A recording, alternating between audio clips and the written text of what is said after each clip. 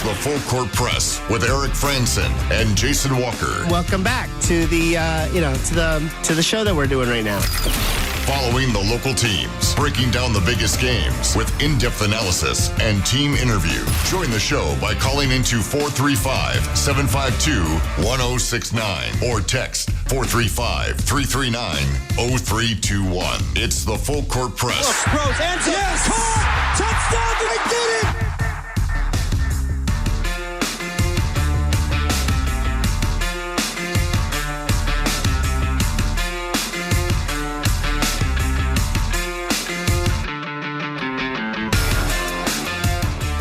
Good afternoon, everybody. Welcome on in to another edition of the Full Court Press.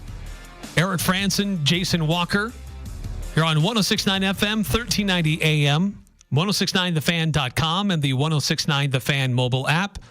Lots of different ways to listen, be a part of the show, live in real time on those various signals, or after the fact on the podcast feed on 1069thefan.com or the 1069 The Fan mobile app. Podcast of past episodes, even the one from this last hour is available, where we previewed exclusively Utah State, Boise State, the matchup between the Aggies and the Broncos. We heard from Coach Calhoun, Dayton Albury, and to hear their thoughts about what happened last time and how these two teams have kind of progressed since then. Boise State playing some solid basketball. This is a team that's won. Let's see, 1, 2, 3, 4, 5, 6 out of their last 7 games.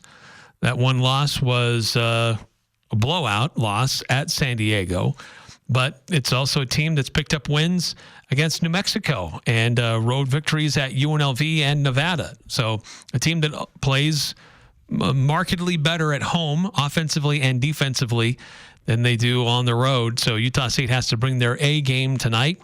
Aggies are not favored in this one, even though they have the better record and are currently tied with New Mexico on top of the Mountain West standings after New Mexico's loss last night in San Diego. But Boise State plays well at home, as was evidenced by their win just a week ago when they beat New Mexico 86-78 on their own Boise State home court. Yeah, and performances like that are a big reason why the Aggies aren't favored. They're not, down by a lot in these projections.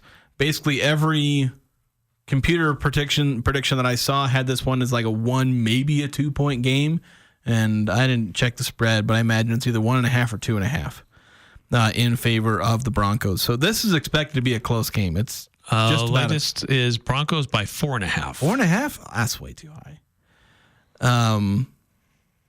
But yeah, the metrics I've seen have this as a 1 or 2 point game. So it's expected for this one to be really close, slight edge to Boise State because of how well they play at home and just because of how good of a team they are, obviously. And the Aggies have had some struggles. They've shown some weakness at times. A lot of these computer metrics have the Aggies as not a very good road team, which I know given some of the wins the Aggies have on the road, sounds a little weird, but there's a lot of games in which the Aggies have underperformed on the road. Not so much in games against like San Diego State or St. Mary's or at Nevada, but you look at UNLV, at Wyoming, at Fresno State. Those are games where they underperformed. Although their most recent road game, New Mexico, they didn't underperform. They lost by 3 points in a game where they had like a -20 free throw differential. And again, they only lost by 3 points there. So recent form suggests the Aggies should be able to overcome some of their road struggles. But if they're able to pull off a good offensive performance, then there's no reason why they shouldn't be able to compete and or beat Boise State. Let's go through the scores from last night before we update the standings in the conference. Busy night in the conference, 4 different games, and many of them went how you would suspect. Colorado State beat Air Force 77-55. UNLV beat San Jose 77-71. Nevada beat up Wyoming 84-61. I expected Nevada to win. I didn't know that I expected that they would win by that margin. But Kobe Sanders had a big game. He was a big part of that. But the game of the night was the nightcap in San Diego. The Aztecs hosting the Lobos. And San Diego State gets the win 73-65.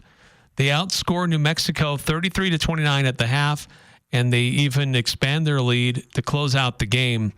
And San Diego State has not won back-to-back games very often under Coach Brian Dutcher. You mean lost back-to-back? Excuse me, lost back-to-back games. Yes, San Diego State has not lost back-to-back games very often under Coach Dutcher. And they came out and played a very solid game. Donovan Dent was very solid for New Mexico. Much of his damage coming in the second half, trying to help his team, but he didn't get a heck of a lot of help from too many other guys. And San Diego State had very balanced scoring, and eventually that's all they needed to separate themselves from the Lobos to take down the number one team in the conference. See, and this is where New Mexico has at times had weaknesses. In non-conference play, they were having some problems getting help for Donovan Dent and even Dent or Nelly Jr. Joseph. In this game, it was probably your picture-perfect defense against the Lobos. They basically made it as hard as possible on Dent. This is what I talk about when you're guarding stars. Like Donovan Dent got 26 points, and he also added 7 assists. On its face, you take that if you're the Lobos, getting 26 and 7 out of your star. But he needed 20 shots. Yeah, it took 20 shots to get there. To get that 26. So it speaks like he made some dang good shots. I was watching the game, and he made star shots. Just kind of these pull-up threes or like these circus shots. He made some baller shots. But 26 points on 20 attempts. And then one other guy had what you might call a solid offensive game. Jovan Milicevic. I can't say his name. Milicevic. 16 points, 6 of 9 shooting, overall 4 of 6 from 3. Fantastic game for a bench player. But all of your other... All their starters, and mind you, they only went to a 7-man rotation in this game. They had 2 guys who played a combined 4 minutes, so they had 9 guys play, but it was a 7-man rotation.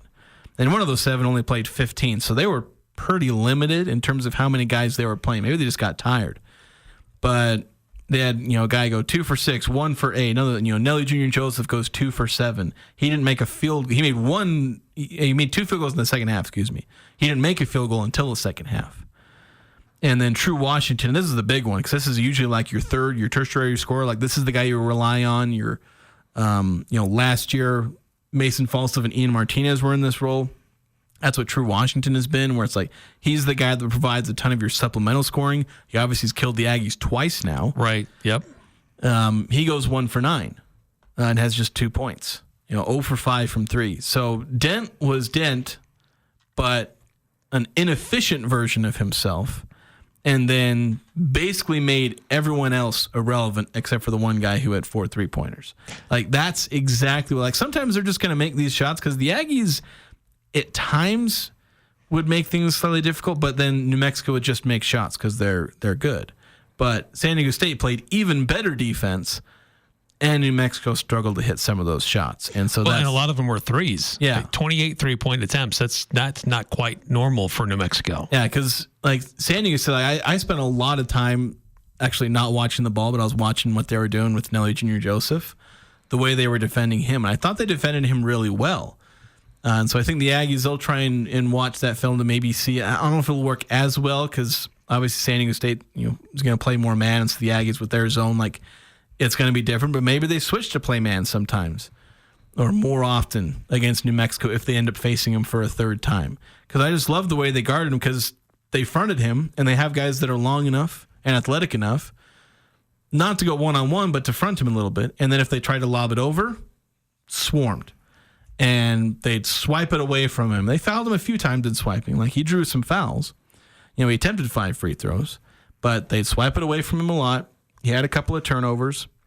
He also committed some fouls himself. They just made it very, very difficult on him. And in a way that, he did grab 16 rebounds. He was impactful that way. Yeah. But the Lobos needed offense, not just rebounding. And they were, the guy got 7 offensive rebounds, but he still only scored six points. Even if you grab the offensive rebound, he was struggling to just go up, put it back Yeah, up. he's going to put it back out. They can put a tip in or a put back. Yeah, I think he had one putback that I can think of off the top of my head, and it was his first bucket of the game was a putback. It was a pretty skilled putback, but they just made him irrelevant offensively, and that's something the Aggies couldn't really do. And then they also just made everyone else irrelevant offensively. Let Donovan Dent do his thing. One other guy scores double digits, and like I said, just picture perfect. It was beautiful watching that elite defense from the Aztecs. Mustafa Amzil, it was his first game back after missing a couple games. He's had foot problems. He only played 15 minutes, but in those 15 minutes, he struggled. And because San Diego State knew, like, this is a guy who can score, who can shoot. He was 1 of 6 from 3. He just couldn't get the ball in the hoop. Yeah, he put up a lot of shots in 15 minutes. 8 shots in 15 minutes, as you mentioned, 6 of those threes. Didn't make any of them. Some of that is just him not making shots, but some of it is San Diego State making it more difficult. Of course, it was Milicevic. Am I getting that right? Sure, he says. Who's been playing a lot more minutes with Amzil being out, he ended up, he plays 25 minutes, playing more at that small forward, power forward spot. He did what they usually want from Amzil, but usually you want to get it similar level, decent from both, and they got good from one and horrible from the other.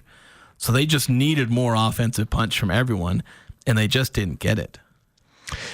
So the current standings are thus in the Mountain West: New Mexico and Utah State tied dead even, 14-3 in conference play. Utah State, if they were to win tonight, they would move half a game ahead of New Mexico in the standings. Colorado State only 1 game behind the Aggies and the Lobos. So the Rams are lurking very close with a big showdown coming up on Saturday in Fort Collins. Then San Diego State, they're 2 games back. Boise State, 2.5 games back. So that's your the top level of the Mountain West with the current standings after last night's games. 1 game on the schedule tonight. That's Utah State and Boise State. The current standings looks like number 2 versus number 5 in the standings here. So it has a lot of implications, as we talked a lot about last hour. The chance for Utah State to move into sole possession of first place, at least for a few days. And for Boise State, a chance to have another solid win on their resume as they try to be a bubble team to get into the NCAA tournament, because they're not in very many brackets right now. They need more on their resume. A win tonight would certainly help them. A loss by the Aggies, it doesn't hurt the Aggies, but a win adds a lot more to the resume for Utah State, not just to get in, but getting a higher seed, adding one more quad 1 win to their resume. And if you're looking at this game, you have basically a desperate team and a motivated team. And there can be a difference there, because the Aggies, they're motivated because, like, okay, we're tied for first. They were given a gift by Boise and San Diego State, handing those 2 losses to New Mexico. That puts the Aggies in a tie. Like, if they win out, they get a share of the Mountain West title no matter what. Nobody can take that from them. The Aggies control their destiny. If they want the number 1 seed, you got to hope New Mexico manages to lose to, Nevada, UNLV, or I think Air Force is also on their schedule somewhere. Yeah. So some difficult games, but you'd expect New Mexico to probably win all of those. But who knows? A lot of crazy things can happen. But for that to happen, Utah State have to win out. New Mexico has to lose one. But still, you can bring home a trophy if you win out. So that's where the Aggies are motivated. But as you've pointed out, Boise State is playing for their NCAA tournament lives. They basically have to win out to get into the NCAA tournament.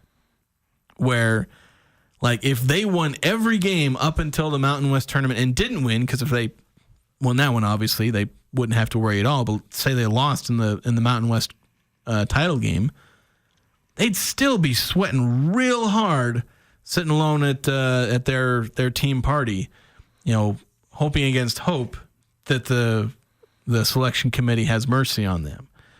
But, like, that hope is still there. They have that chance to be able to have that watch party and have hope that they can get in. I personally don't think they would, but I've been wrong before. So they're playing with that desperation, and you can see it in their recent performances. They are playing desperate, and they are playing well enough in that desperation to win. It's that desperation that leads them to play better as opposed to being despondent and just playing worse. Right. So that's another thing where I talked about the end of the first hour where this is a marquee game. It is one of the biggest games of the Mountain West, not only because of the momentum these two teams are playing with, where the Aggies are playing as well on offense as anyone in the dang country. Boise State's playing better than they have for most of the season. And then the motivations for both teams. There is so much storyline-wise, on the court-wise, how well these two teams are playing. And then there's just obviously two dang good mid-major teams. So this is a fantastic game. And again, 8:30 is when it tips off. Pregame coverage will start at 7:30 on our sister station, KVNU, with KVNU Game Day. J.D. Walker, Stockton Jukes, Jalen Moore, giving you their insights and their preview of the matchups in the game later on this evening. So yeah, big one on the line tonight in the Mountain West Conference, and see how that affects the standings. As it was a busy one last night, and there's still opportunities for teams to move up or down based on tonight's outcome. 931-5 on the text line saying, can't you just tell the Donkeys that NIT is good enough? Just kidding. Aggies need wins like tonight to make the win meaningful. So, yeah, Aggies need to win. Yeah, Boise State, like if they lose this one, it's like, yeah, they're NIT bound. Because they just, again, barring a conference tournament run, that's always a possibility. And the Broncos are good enough. Like they are, like them and Colorado State are legit bid stealer candidates. There are a lot of at-large teams that are on the bubble that are looking at Boise State and Colorado State and shaking in their boots because like those teams can make a run in the conference tournament. And especially in kind of a mid-major conference, like you have three at-large teams, then suddenly there could be a bid stealer out of nowhere. And San Diego State may be looking at the Broncos and Rams worried a little bit because, like, if they steal the bid, does the committee be like, we ain't going to put a fourth team in? That could also be possible. Yeah. If San Diego, of course, with San Diego State getting the win over New Mexico, they've kind of re-solidified things for now. So as long as they don't bungle it, they're probably going to get in. Yeah, they're the third team. By the way, just an update. Looks like the Utah State women's basketball team underway. They're hosting San Jose, and it looks like a close one at the end of the first. Well, they're still in the first quarter, but looks like it's a pretty close game so far. My stat broadcast doesn't even have it having started. Yeah, they just USU Women's Hoops on Twitter says we're having an issue with the live stats for tonight's game. Come on, working on fixing it. So I'm relying on some other people who were there. That's how gave a score update. I was trying to follow the game, and it's like I was wondering why it hadn't started yet. Yeah, it started. It started at 5. I have to pull up the stream now. Yeah. All right, let's do this. Let's take a quick timeout here in the Full Court Press. Proposed changes in the NFL. You heard a little bit about it at the top of the hour. There's been a lot of talk most of today, there's some of it yesterday about the tush push, but later in the day today, it's evolved more into first down measurements in the NFL. We have the technology. Can we utilize it? But does it have its flaws? We'll discuss next on the Full Court Press. Cold weather is here. Let the gold medal winner in the Best of Northern Utah's fireplace category help you update your home with Napoleon's full line of gas or wood-burning products. Building a new home? Let the professionals at Advanced Fireplace and Stove design and install your fireplace. From traditional to modern, Napoleon has something for every design and every budget. Install a product that will allow your family to make memories for years to come. Stop by at their showroom or visit them at advancedfireplaceandstove.com. This is Brent Wallace with Cache Valley Bank, and we understand that concerns about fraud can weigh heavily on you. Your peace of mind is important to us. That's why we're committed to looking out for you and your family. Our team keeps a vigilant eye on your account, and if you ever have concerns or need support, we're just a call or visit away. Whether you need advice or just someone to talk to, our friendly staff is ready to help. We're more than just a bank. We're your neighbors, and we care about your security. Visit your local branch today. Cache Valley Bank, member FDIC. A mouth-watering Cafe Sabor burrito, smothered in cheese and fresh guacamole with endless chips and salsa, plus your favorite drink, all for just $7.95. It's Locals Day at Cafe Sabor. Every Thursday, the drinks are bottomless, the chips and salsa are endless, and the burritos are amazing, all for just $7.95. There's nothing better. It's Cafe Sabor's way of saying thanks, Cache Valley. Don't miss Locals Day every Thursday at Cafe Sabor in the historic train station, 6th West and Center in Logan. Following the local teams, it's the Full Court Press with Eric Frandsen and Jason Walker.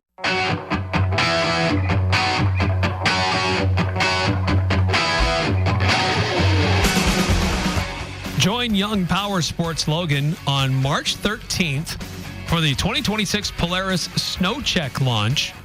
The 2026 Polaris sleds, they'll be on display along with giveaways, gift cards. They'll have food and prizes, huge discounts on Polaris Snow Checks, a free climb jacket with Polaris Snow Checks.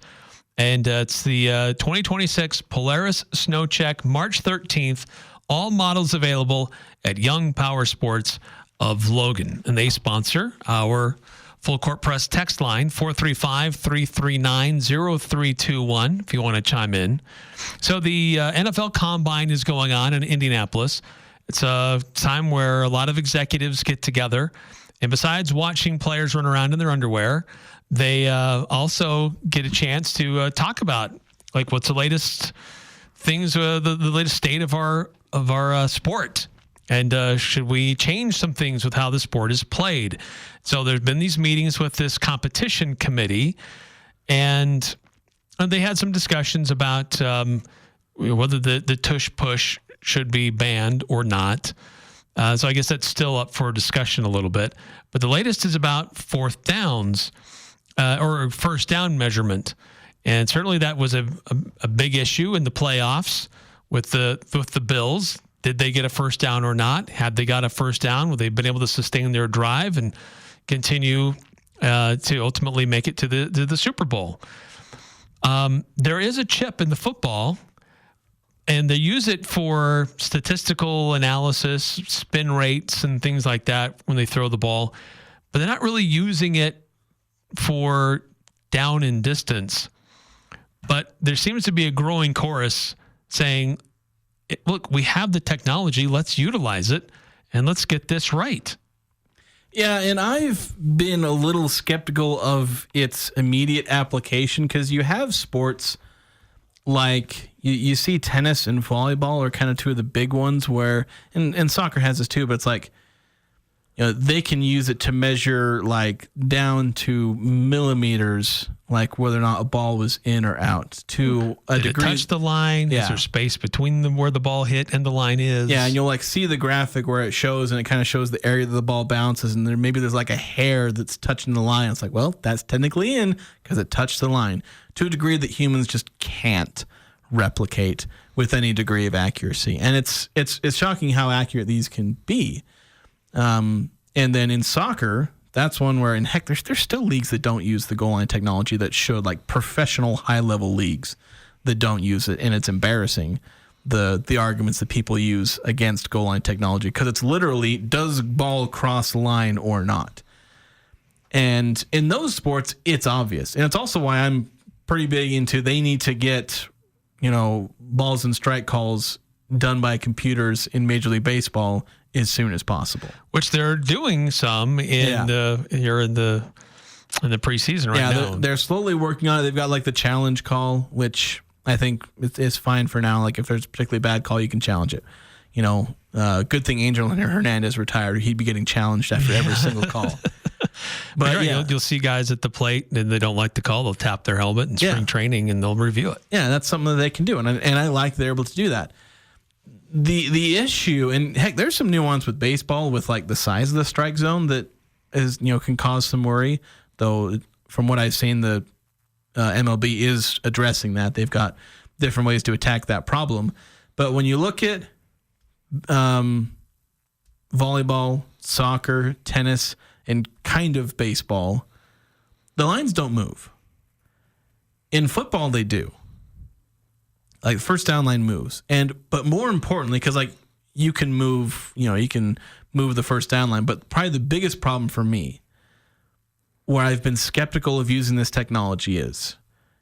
So you've got the runner, and he's got the ball in his hand, and he gets tackled, and he falls down, and he rolls forward. And then he gets up, and he tosses the ball to the referee. Where was that player down at? How does a chip in the ball know where it was at when the player goes down? Yeah, that's the biggest flaw. You can put a chip in the ball, and it can tell you the spin rate, how fast the velocity on the throw.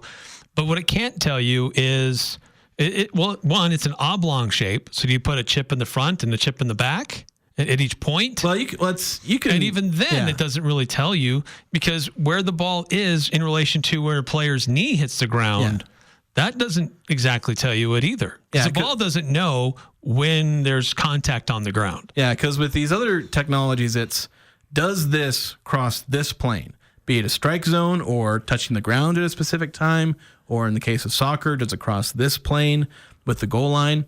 And mind you, like the thing with the shape of the football is not as much of a problem, because you put the chip in the middle of the ball and then it just says it defines its own area.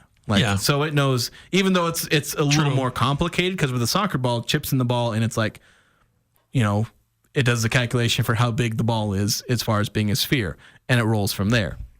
With football, I imagine that's not necessarily the problem, where it can define its own shape and relay that information, even though, like I said, the chip will probably be in the middle of the ball. That's kind of the easiest place to put it, as far as I'm aware, to not cause any problems for the integrity of the structure, football. right? Yeah. So again, that's not necessarily the issue, and it's not as much of an issue that the first down line moves, though that is something that makes it more complicated, because you can very strictly define the plane of the soccer goal, the ground, and in volleyball and tennis, and to some degree even the strike zone. You can have predetermined, this is what it is, whereas it moves in football. But again, that's not the most complicated thing, but it can have hiccups. It is all about, this technology can know with, again, millimeter precision exactly where that ball is at any given moment. But there are other factors, because in soccer, if the ball crosses the goal line, ball's dead. That's all you need to know. In volleyball, ball hits the ground, it's over. All you need to figure out is, where did the ball hit the ground? Tennis, same thing. With that Josh Allen QB sneak, he was technically down before any part of him ever touched the ground. So where was he down? When did the whistle blow? Like, all these different things. That's kind of the problem that I feel like they need to address. Now, smarter people than me are working on this problem, so I trust they'll eventually figure it out. But it's why I've been skeptical of, like, immediately, like, people are saying, because they compare things to like volleyball and tennis, and I'm like, that's easy to figure out. But once they figure out how to use this technology for football, and I believe there are really good ways they can, especially in replay, that's been where they should be using it at minimum for replay. Right, yeah. Because there's ways you can sync it up to a camera. At least I imagine you can sync it up to a camera. And that way, because the problem with the Josh Allen QB sneak there is that they couldn't tell where the ball was. They could kind of tell where he was, because they have all the camera angles, but where's the ball? When is he down? It's all a that massive kind of bodies. Yeah, so how do you know? That's something where replay could kind of come into play, I believe, to help out. As far as using it live as the primary use for first downs, which I think they're apparently going to try, it's like, I have my doubts, but if they're confident they can do it, then far be it for me to doubt people that, again, are way smarter and know way more about this technology than I do. But it'll be nice. Like, if it works, it'll be a fantastic innovation for the sport. Like, I'm not anti-technology here. Like I said, long before they put in goal line technology for soccer, I was wanting it in there. And I want robo-umps as far as balls and strikes for baseball. And if this technology works for measuring first downs, use it. I just kind of been skeptical that the technology exists. That's kind of been my main issue. Yeah, there's still a lot of subjectivity when it comes to football and someone being down. And I'm with you. If we have the technology, let's use it. But I also want to be skeptical of, how does it affect the flow of the game? Just because we have the technology to review every play doesn't mean we should review every play. That's one thing where, because it seems like the way they're doing the robo-umps in baseball is it apparently takes more time than I thought it did to get the computer call. That's one, because I thought it was nearly instantaneous. that they could get that reading. But when they challenge it, apparently it takes a few seconds, which if it takes 10 seconds to get a ball or strike call from the robo-umps, then I'm a lot less enthusiastic about that idea than I used to be. Yeah. And it would need refining. But if it's roughly as instantaneous as a referee can call it, then there's every reason they should be using it for literally every ball and strike call. Just have the umpire there to relay it to everybody. And then obviously he's got to make all the human calls, safe and out at the plate. And, because you can't use robo-umps for that because there's all the different problems that I've mentioned about the NFL with those kind of calls. You need human umps for those. But yeah, if this kind of thing in football makes it slower, then you got to refine the technology or confine it to more replay when it's close. Go sync it up and have the camera, have the camera angle where you go up to the point where we know he's down here and then bring in the Hawkeye, I guess what they call it, and say, all right, where is the ball? Spits out a number, says the ball is here. Right. It's at the 45.68 yard line. It's well, he needed to get to the 45, so he's good. Yeah. And I think that, but if, like I said, they seem confident that they can roll it out and use it as the primary driver for measuring first downs, and so I'm going to let them do it, but it's not like they're listening to me. No, but if anything, this might be something that they play with in preseason games. We're going to experiment with the technology here. We're going to see how it works, and before it's fully implemented everywhere, because does every stadium have that technology capability? Well, in the NFL, they have enough money they can implement it. Right, they could. Yeah, in college, it's not something that just happens overnight. Yeah, it's just something they have to. And based on the language and the reporting, it seems like this is something they've been working on for a while, which they probably should have been working on for a while. And it seems like they generally have. But it's something they can implement, install a lot of the technology. They probably have a lot of the infrastructure there already if they're using it for different tracking methods. So it's just a matter, it might be more of a software, less of a hardware thing. And that can be installed. But of course, they also have training to do. That's another thing, train the officials on how to use it, especially because if you're just changing the way they call first downs, that's a big deal. Yeah. And you got to train the officials, and there'll be some kinks to work out as the officials get used to it. Hopefully not too many mistakes. So, but the way they seem confident that they can pull it off. So if it works, it is a benefit for the sport. But as I said, I've just been perhaps ignorant of the technology, but just skeptical that it would work for a sport like football where the ball is and where the ball is downed is so much more dynamic and changing than it is in a lot of other sports where it's just ball hit ground. There's your answer. Yeah. Well, it'd be interesting to see if they could also use that for out of bounds, like when they do punts or kickoffs, because it seems like that's always so highly subjective. Yeah, that's one where they should probably be doing that already. Ball sails through the air and it goes out of bounds, and you see the ref running up the sideline, looking up and trying to figure out, did it cross here? Where exactly did it cross the plane where it was in and then it was out? Yeah. When he's 20 yards away. Yeah, literally just eyeballing it. And just trying to give his best guess. Yeah, that's one where they probably should have been, because that's as simple as ball cross line. Yes. So I imagine they could pull that off. They should probably have been using that a while ago. I don't know. You should suggest it because I've not heard any talk about that. Not that anybody really complains. Not as critical, yeah. Because they don't do the old coffin corner to punt it out of bounds as much anymore. So it's usually not a problem that the ball goes flying out of bounds 20 feet in the air. Happens in college because you get a lot more shanked punts in college. But yeah.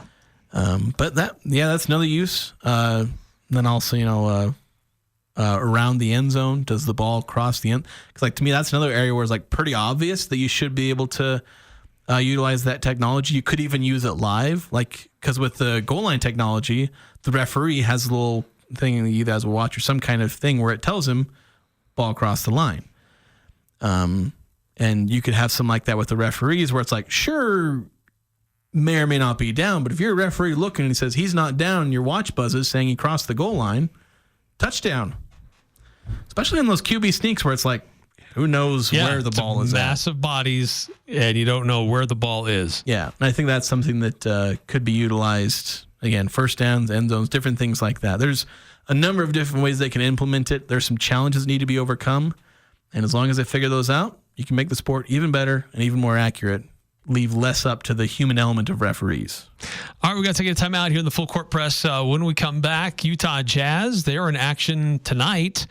And Utah's been, I think they've tried more variations of their starting lineup than just about anybody in the NBA. They've got a new player who's joined the roster, and he's been starting here recently. So let's talk a little bit about KJ Martin, how he has been debuting with the Utah Jazz, and see what this revised roster looks like for Utah as they take on Sacramento tonight. We'll discuss next here on the Full Court Press. It's cold outside, but you can keep warm inside with a quality-built, super-efficient York furnace. Count on a furnace from York because it's backed by the strongest warranties available. Call Advanced Heating and Air Conditioning, your local York dealer, at 752-7272. Online at advancedheating-ac.com. We're not comfortable until you are. Advanced Heating and Air. This is Ryan, My Mattress. I have a little bit of a bone to pick with online bed-in-a-box mattresses. If value is the combination of price and quality, these beds are not a good value. They cost about $1,000 and they last about 3 years. That's not a very good ratio. At My Mattress, you can get a $799 Sealy Posturepedic that will last you 10 plus years. The best value is at My Mattress. Isn't it time to sleep exceptionally? Hey, did you drop the ball on Valentine's Day? If so, I can help you make up for it. This is Jarek from Jarek's Fine Jewelry. No matter where you're at in your relationship, we have something she'll love. Stop in and we'll help you pick her out a thoughtful yet inexpensive necklace, pair of earrings, bracelet, watch, or even if you're ready for the next step, with our selection of over 3,000 designs, we'll find her the perfect engagement ring. Even after Valentine's Day, it's all about the romance. Make it special, make it Jarek's. Every question is a great question at Adams Wealth Advisors. Do we have enough money for retirement? Can we finally plan that trip? With the ups and downs of the economy, are our portfolios recession-proof? This is Craig Adams. At Adams Wealth Advisors, we are here to help you receive peace of mind, whether you've done a lot of planning or a little planning. Count on our team at Adams Wealth Advisors for honesty, professionalism, and integrity. Visit AdamsWealthAdvisors.com or call 752-1702 to schedule a time with an advisor today. The Aggies are #1 here. The Full Court Press. Connect with us on Facebook, Twitter, and online at 1069thefan.com.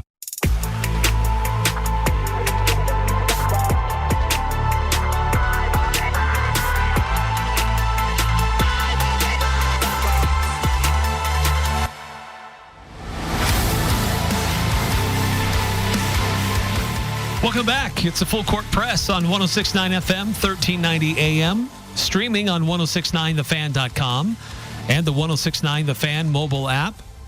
And the Utah Jazz, they are in action tonight, so we'll have that here on The Fan with pregame coverage at about 6:50, tip-off at 7, taking on the Sacramento Kings. And Utah has, they were busy ahead of the trade deadline. They shipped off a few players, ended up with, really through all of it, when it was said and done, ended up with one new player and a lot of second-round future draft picks. But that new player has been getting some quality run here the last couple of games for the Utah Jazz. That's KJ Martin coming into Utah and inserted right away into the starting lineup. So the Jazz organization, Jazz Brass, and Will Hardy can see what he's all about in a significant role.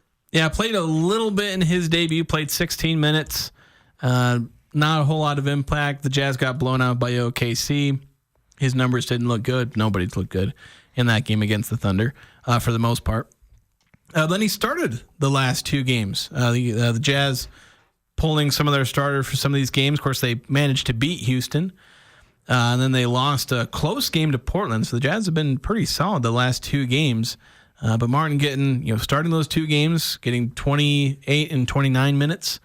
And those two, so just a hair under 30 in both. And, being who he is, an energy guy, a guy who can, go out there and he's pretty athletic. He's a little undersized for playing a small forward, power forward spot, but he has the athleticism to kind of make up for some of that.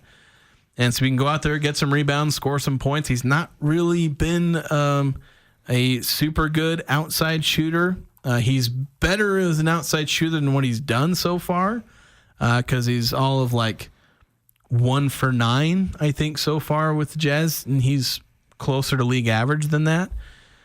But I mean, we've seen a lot of who he is. He can put up numbers for bad teams because that's what he's done like his whole career. This is really kind of a debut for him, to a tryout to see are the Utah Jazz interested in keeping him long term, or is he just roster filler? And do they give him an opportunity to improve his value so they can spin him out for something else? Yeah, and for me right now, consider him roster filler until he proves otherwise. Like, because he's on like his 4th or 5th team now. A couple of them are bad teams. Like, he was on the Rockets, Houston Rockets, while they were bad.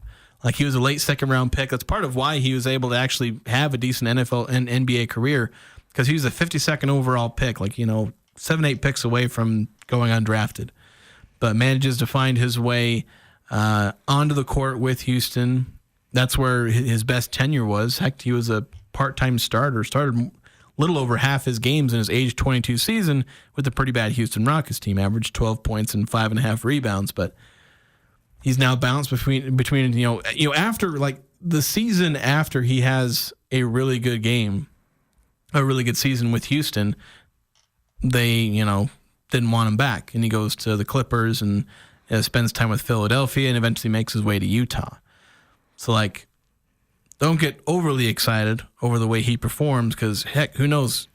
He had a season where he averaged almost 13 points, almost 6 rebounds, and shooting 56% from the floor, and he got shipped off by a rebuilding team.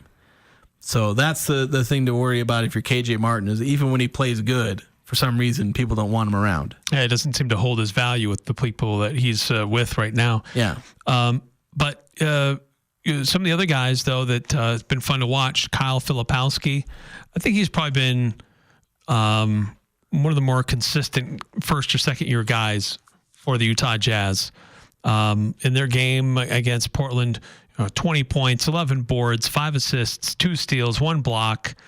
He was plus 12 on the night, the only starter in plus territory.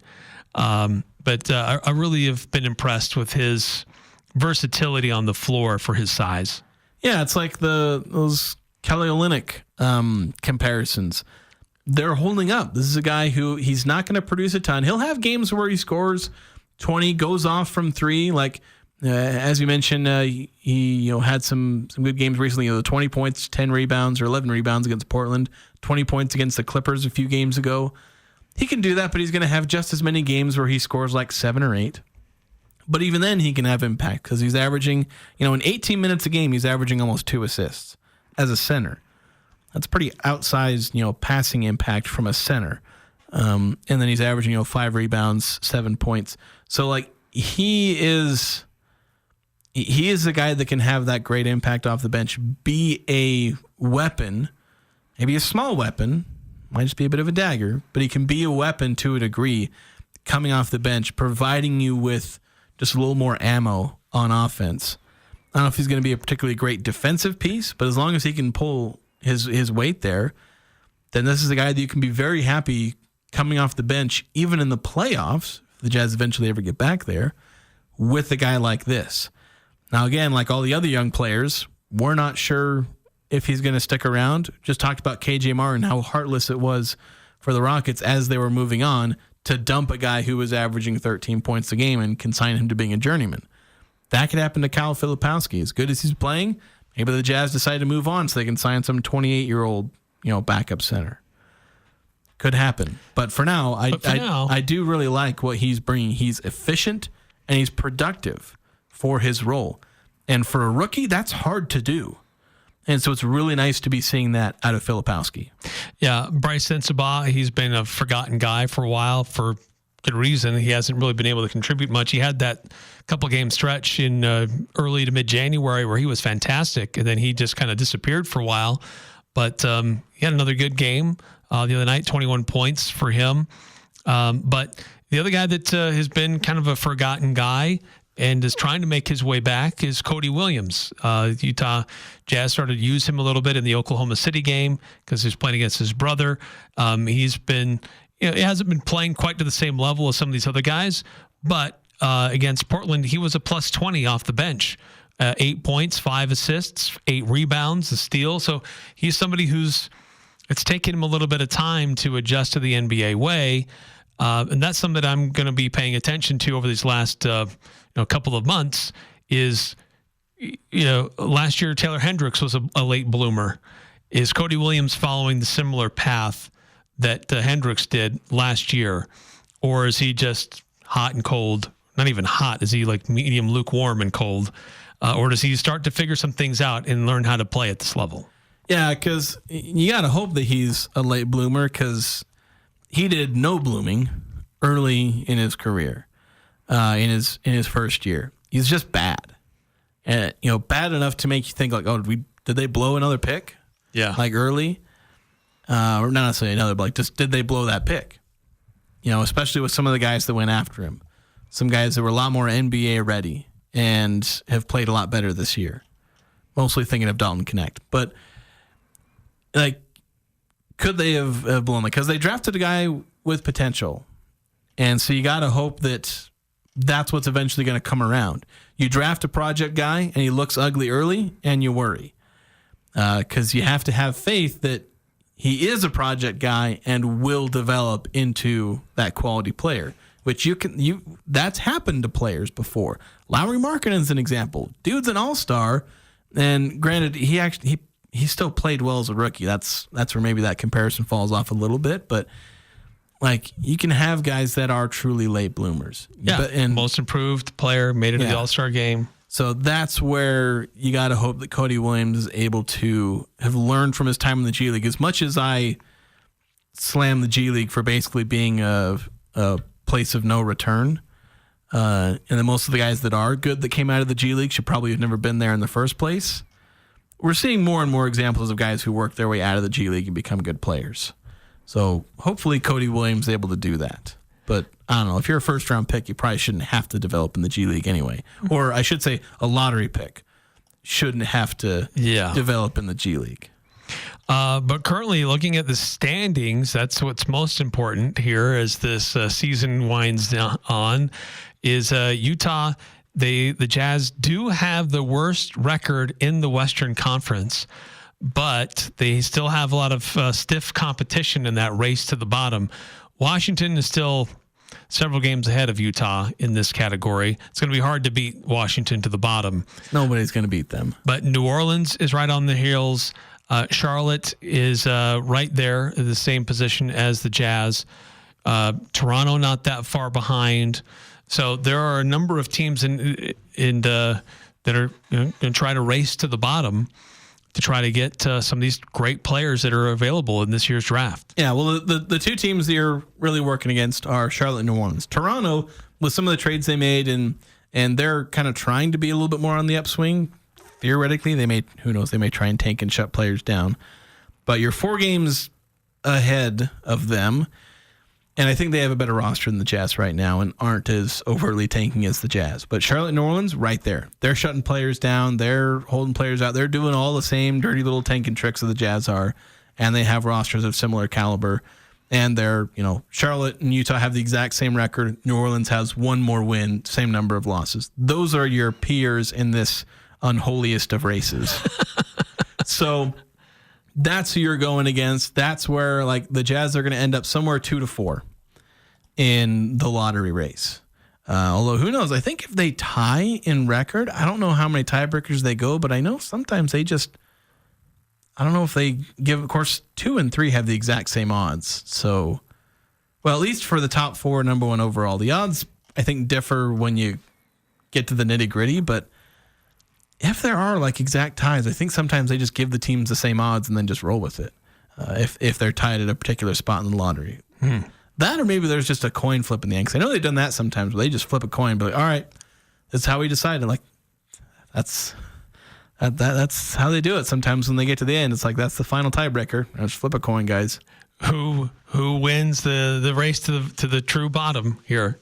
Heads who or really tails? is the best? Heads Who's or really tails, second everybody? or who's third? Because you're all tied. So, yeah, interesting to see how that will play out. Utah in action tonight, taking on Sacramento, and the Kings currently in the 10th spot in the play-in position, just a game behind Dallas. So that's Sacramento made some changes to their roster. We certainly know Dallas did, but Sacramento still trying to move up if they can to get a better position when it comes to the playoffs.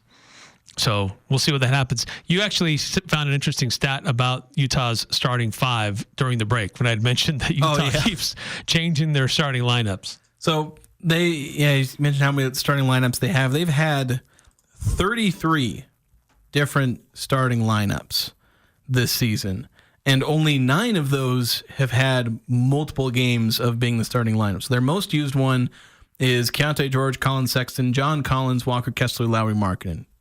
A lot of us probably could have guessed that was it. That's happened 11 times. Next closest is one that only has 5 iterations of being the starting lineup.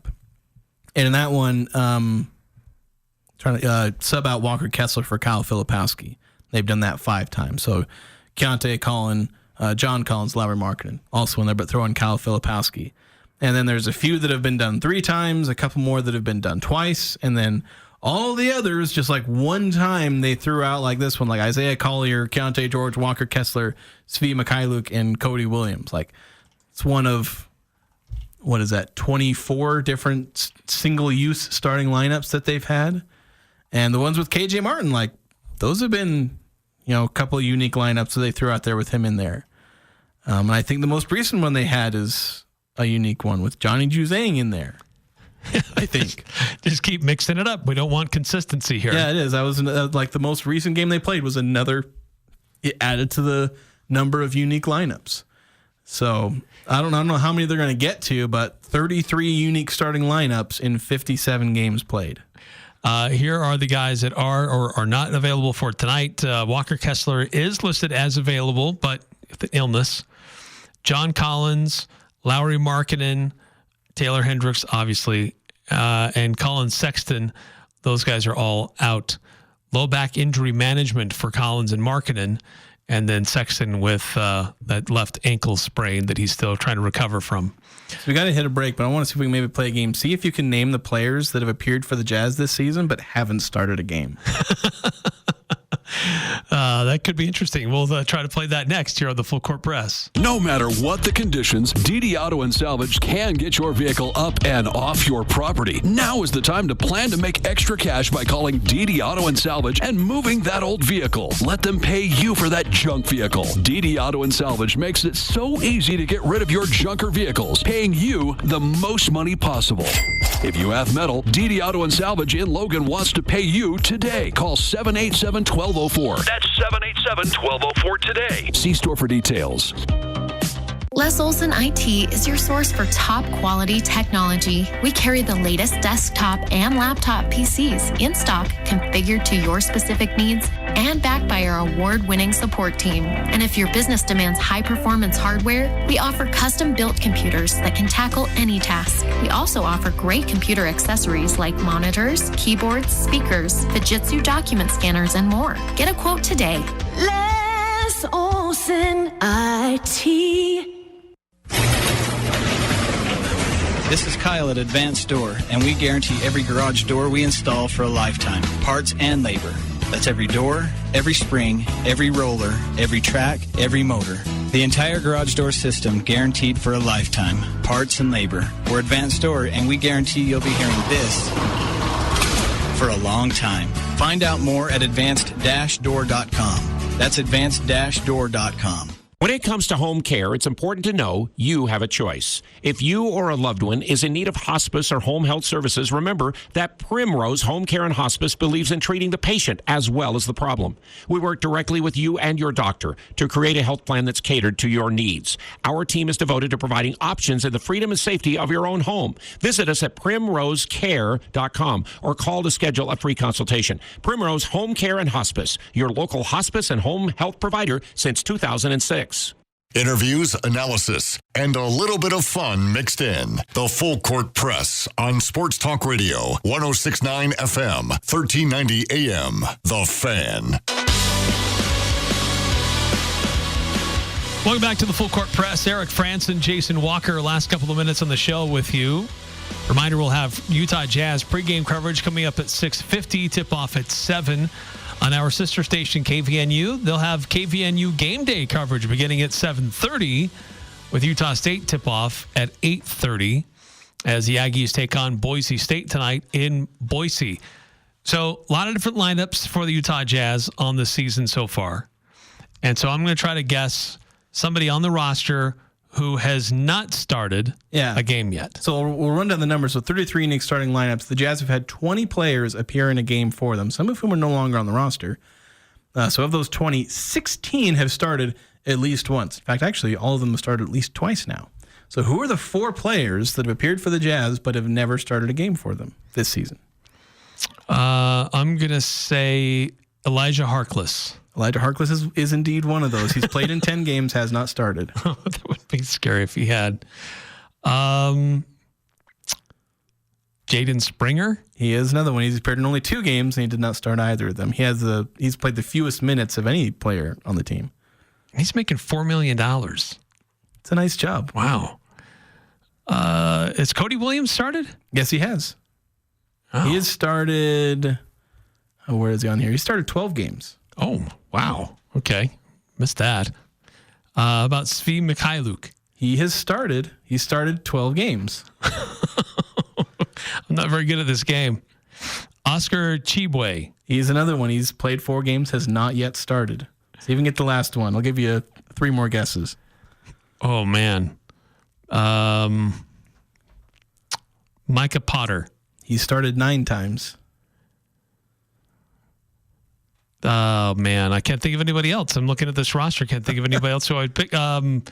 He no longer plays for the Jazz. Got traded away. Patty Mills. That is the other one. He played 17 games, but never started one. Never started. Poor There Patty. you go. You got them all. Hey, speaking of basketball, as we close out the hour, this betting scandal in professional and college sports. College sports mainly. Professionals only had like the one major scandal so far. Yeah, it's had a few players. Well, it had the Toronto Raptors guy, the Michael Porter Jr.'s brother. Yeah, there's somebody another one implicated, but nothing formal has come about of it. With Porter? No, there's somebody else on the Charlotte Hornets. Oh, I think you're right. Terry Rozier. Oh, Rozier. But in college basketball, there's been a number of them. Yeah. And it's affected the Mountain West. Like 3 guys for Fresno State have been involved in this. But now reports there are a couple of players for New Orleans University. Yeah, New Orleans, I think there were like 4 of their like starters have apparently been out for a while and nobody noticed. Like they must not get a whole lot why? of they must not get a whole lot of media attention because like if Utah State suddenly had 4 starters not playing, I wouldn't shut up about it. Everyone would know. Yeah. Or at least we'd be asking. But what's funny is like this news comes out today and then hours later, that same university announces Master P is going to be the general manager of basketball operations. Like New Orleans rapper is going to help out with the university and their basketball program. Yeah, work on that gambling problem though. Not necessarily for him, but. No. Thanks for tuning in, everybody. Have a great night. Check engine light on? Take the guesswork out of your check engine light with O'Reilly Veriscan. It's free and provides a report with solutions based on over 650 million vehicle scans verified by ASE certified master technicians.